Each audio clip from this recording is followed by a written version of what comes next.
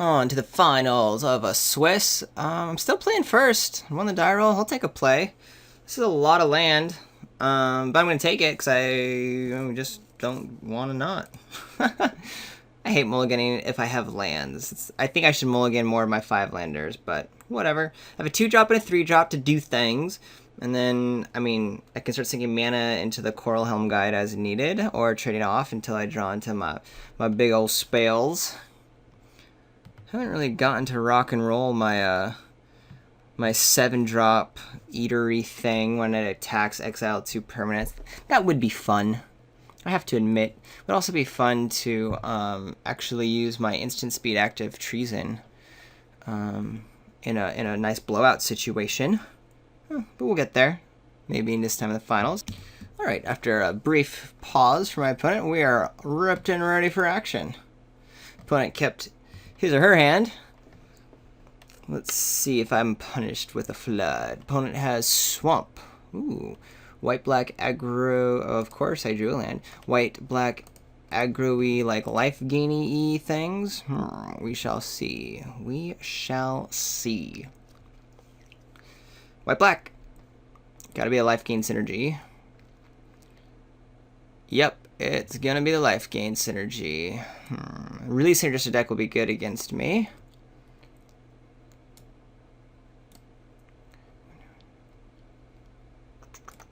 I'm gonna serve with my duder. If it's not blocking, might as well be attacking. And yeah, that also feels out just how important this is to my opponent's strategy, and apparently it's important. So my opponent has all the synergies online. We'll see if this Nettle drone starts being able to attack or not. I might even offer this trade if my opponent's so valuable. Ooh, how interesting. With green mana, no less, as well. Huh. Not attacking. That's a good card.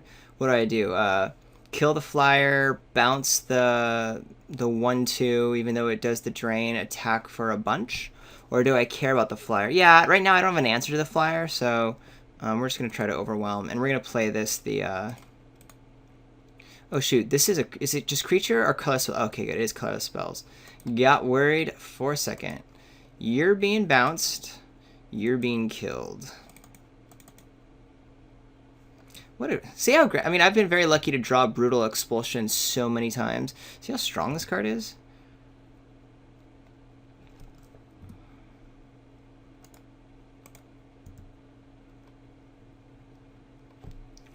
I mean, drawing your rare in almost every game does help you win a lot of games.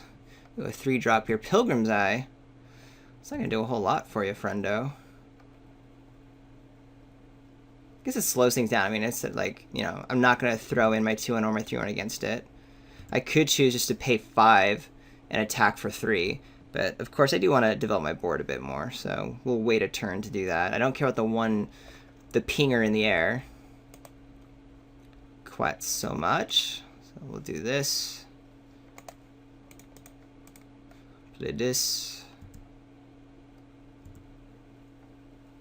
Just do 2 this turn.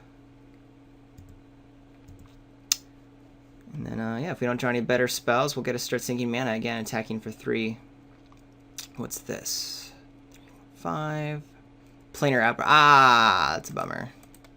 So my opponent did have the Wrath. Now, this is really bad because I do not have any other spells. My opponent doesn't know that. Having 5 Larns in hand does put my opponent in a good place. I mean, that is a 3 for 1.5. That's good, but I have to wait a turn to play it. But once we're there, you know, I gotta start throwing in for 3, so maybe my opponent won't be like super far ahead.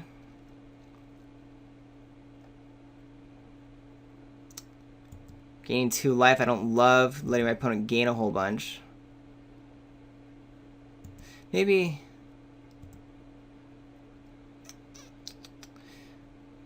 Ugh, these are just horrible cards against Clutch Occurrence. I'm definitely casting because I have nothing else to do. The question is, yeah, I'm gonna bounce the, even though it's a lower casting cost, I think the life gain is relevant. It deals me a damage, but it only gains my opponent 1 life, and then I can still attack for 3, and I'm trying to just kind of win a race.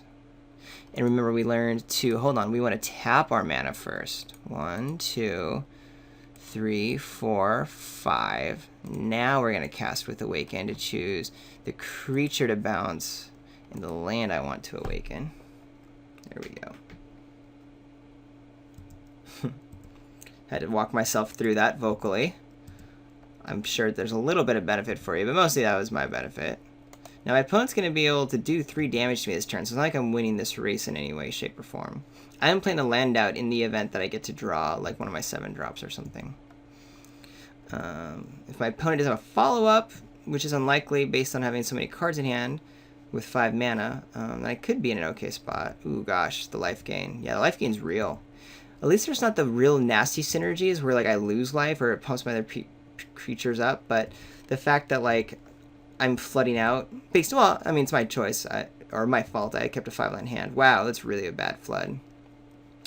I'm not willing to trade my 3/3 for the flyer here, or am I? I actually am. Let's see if my opponent does the block. Because right now I do want to kill the flyers. I don't have a lot of ways to deal with flyers. My opponent doesn't even go there. Cool. I'm going to keep lands in hand. I have the Landfall Dragon, so the mountain I want to keep the most. I don't mind putting that island down. Ooh, my opponent gets a whole bunch of triggers, which is going to go really well with this drain and life gain, so that's what's happening. Looks like I'm going to guess that the green is the splash. My opponent, just says only draw 1 swamp based on the 2 drop here. Curious as to what the green splash is.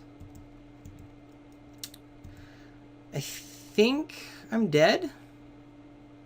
I don't know if there's anything I can draw besides maybe my Eldrazi. Oh, this might be the card I need to stay alive. If my opponent doesn't have any more synergies to like drain me, I'm only taking 4 in there, and then this guy's gonna start doing some work. I have to hope that's the case at least.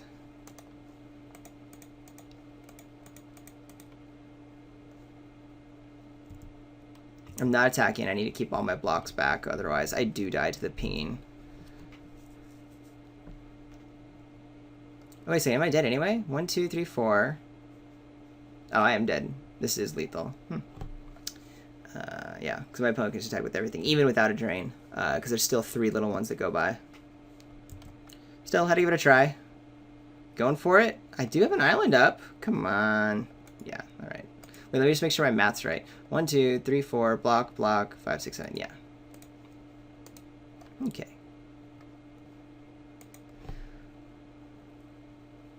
Okay. So there's a Wrath. Good to know. Worth considering a Spell Shrivel. But it's also just easy to play around it. My opponent got the win.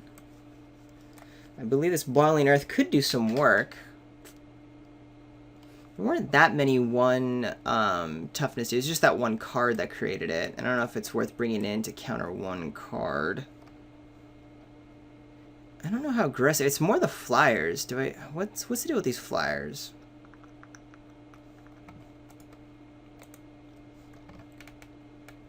Numbers are good. The Clutch of Currents actually seems pretty bad, but I think it's just because of the cards that I saw. But it might be worth taking the Clutch out.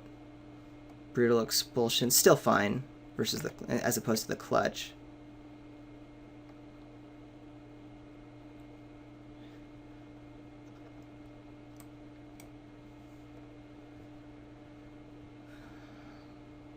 Maybe I take the Clutch out and play the Spell Shrivel.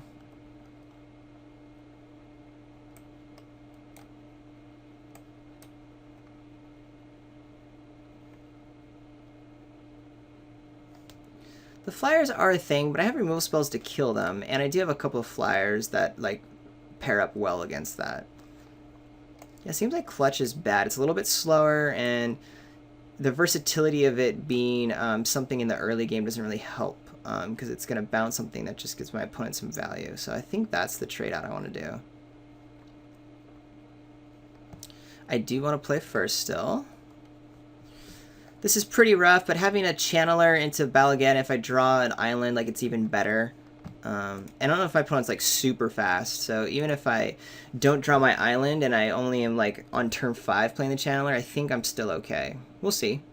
Could be wrong. But my opponent's playing the 3-color thing. It's not like My opponent's doing tons of work with aggressiveness.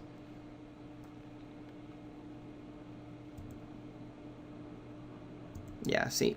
Oh, hey, right on time. That's pretty. That's just really nice.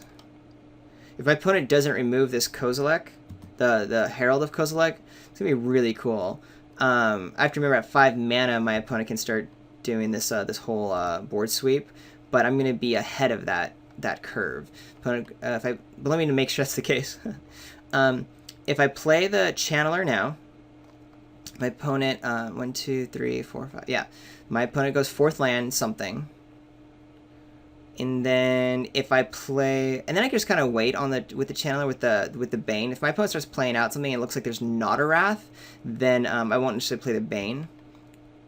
We'll have to gauge it, but I could get blown out if I go into this Channeler bed and my opponent just like does the Bane. Then I'm in not so good shape.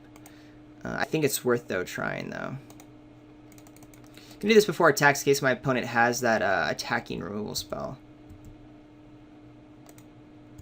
And if my opponent doesn't play a really relevant card, thus suggesting there might be a Wrath. I mean, I have 6 power on the board right now. What is this? Is this something my opponent would Wrath away? I don't know, but I can attack into it. Yeah, and right now with the Bane, I'm going to wait. Man, I know this is such a risk, of course. I think I just want to attack in, though.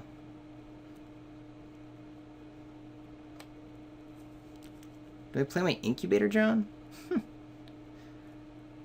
How scared am I of this Wrath? I'm super scared of this Wrath. I'm going to wait, then.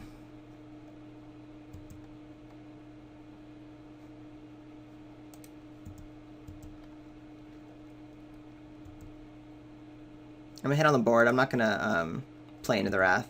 Let's wait and see if my opponent wants to draw more creatures. My guys are so powerful right now.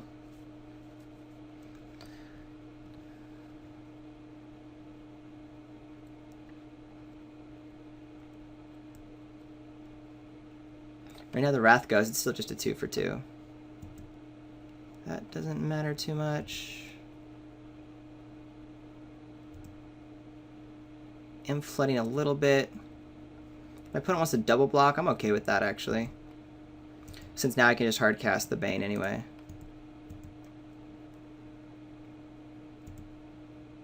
Or if my opponent just wants to take 4 a turn all the time, I'm also okay with that.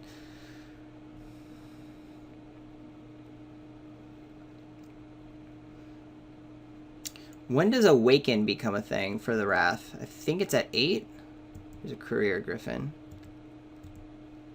Now the double block is real.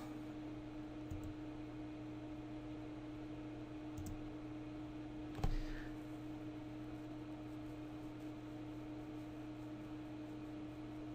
think now I do put the Bane out.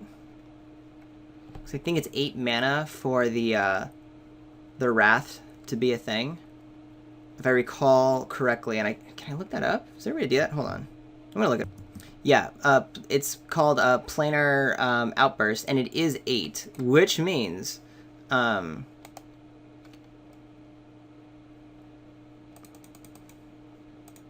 gonna go ahead and play the Bane now because my opponent, I'll have at least 1 attack with it in this case.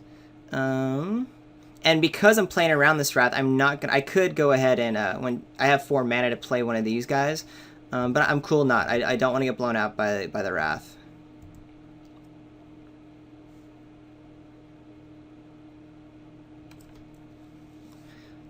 There's other removal spells that takes out the Bane, but right now I think just playing around the Wrath. Because my opponent can then fire off the Wrath, but then it's a 4 for 3 against me, and my opponent's not ahead without Awaken. But here's a Stasis Snare. Meh. Still a good card. Bummer. And my opponent also... Where'd the counter come... Oh, because the Courier Griffin gain life. Got it. And now I'm pretty much falling behind. Now I can't afford to play around the Wrath. And my opponent, if my opponent has it, it's just going to get me no matter what. Just going to flat out win the game because Awaken's going to happen. So Can't do much with that. I am going to start attacking with this home slice, and then just dump my hand. My opponent has Wrath, my opponent has Wrath. Blockity blockity, that's fine. This 4/4 chain for 4/4, that could get bigger. So I'm very okay with that. Alright, how much can I actually dump out? I have, what is this? 6, 7, 8. 3, 6, 7. Yeah, I can dump. I'm gonna dump all of it because I think that's my only chance to win. This could be so wrong against the Wrath. Actually, maybe that's all I do.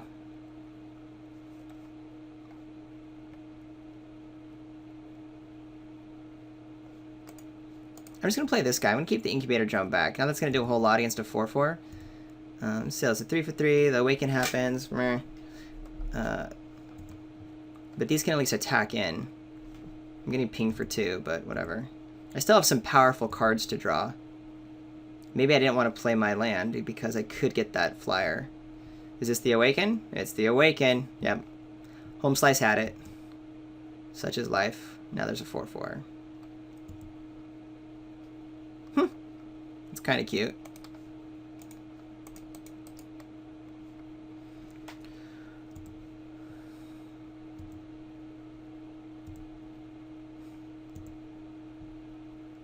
I could do a block and double. I could do a 2-for-1, just add more cards that Planar Outburst eats, but turn his or her hand, you choose a card from it with confirm cost 3 or greater, and exile that card. Well, my opponent now knows about Outnumber, but whatever. Opponent wasted a card and mana to know what my last card was. This is an uphill battle. Keeping the Scion around for now. What does my opponent have? Ooh, that's a good card. Not a land. Yay! It ain't a land. What do I want to do?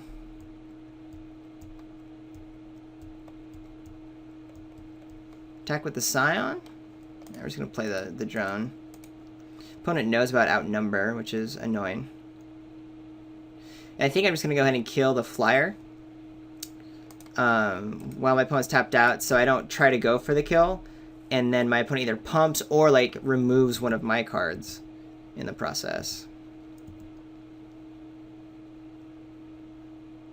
Here I will probably just chump.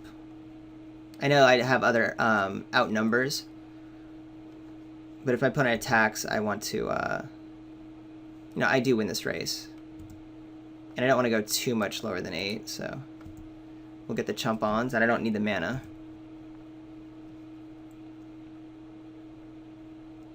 Pilgrim's Eye. Gets a land, thins the deck for my opponent. I don't have any enchantment hate, do I? I do not. There's the forest. Ooh, opponent has that last... What? Are you just... Oh, maybe my opponent's just playing... I think I'm getting it now. I think my opponent's just playing the forest for, like, converge synergies. That makes sense. That makes tons of sense. So, unfortunately, I have to be on defense here. So my opponent attack with the 4. I'm going to double block. No, I can't. It still hits the 4. So I'm taking 5 this turn. I'm not going to chump yet. But next turn I'll probably have to. Ugh. Horrid. Absolutely horrid.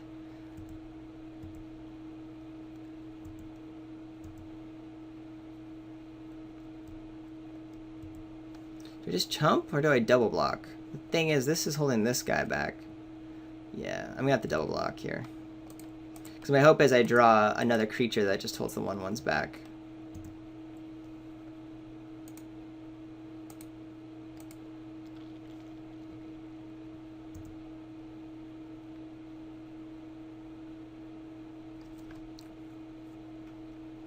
That dragon does a lot of work. If I draw my dragon, do that. Play my land, start killing things. That's not doing anything.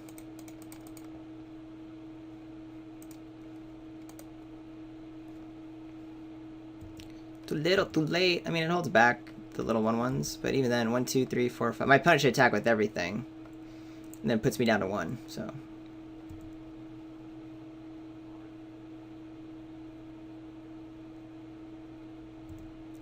which my opponent does.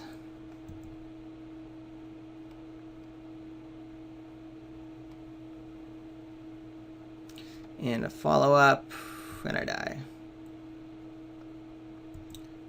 I'm dead. I don't think I have anything to draw. Nettle Drone!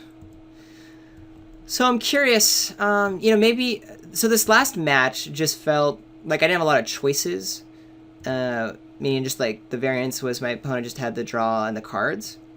Though it could be just since I was getting used to the deck and the card a lot more, that's why I felt like I didn't have as much. I wasn't thinking as hard, basically. I don't know if that's true, but whatever.